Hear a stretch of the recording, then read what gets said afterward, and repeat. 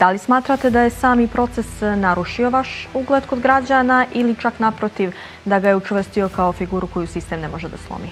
Apsolutno to drugo. Sve ste rekli.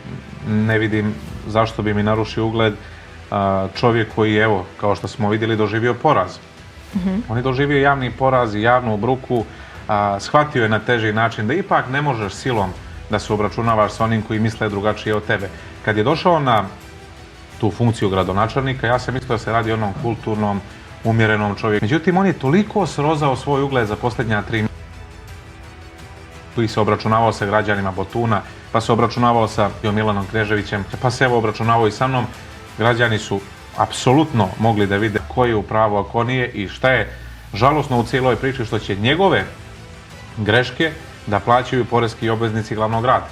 Ja se pitam zašto Saša Mujović ne plati te kamate i troškove sudskog procesa u kom je dokazano da me je nezakonito smijenio. Zašto to moraju da plaćaju građani?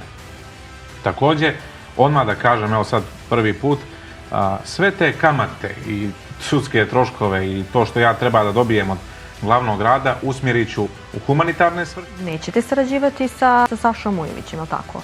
Tako je, i drage volje sam pošao u opoziciju. Onog momenta kad je crnogorska policija po nalogu gradonačelnika Mujovića i po nalogu premijera Spajića upala u Zetu, i onog momenta kad su uhapsili one ljude i kad su rekli na preskonferenciji fenomenalna akcija policije, ja sam znao da od tog momenta više nisam dio vlasti, jer ne želim sa takvim ljudima da dijelim bilo kakav zajednički politički prostor. Ste sada u jačoj pregovaračkoj poziciji? Apsolutno. Ja sam već gledao politička istraživanja. Mi smo već sad na 3 puta boljem procentu i siguran sam da iz ove krize izlazim jači.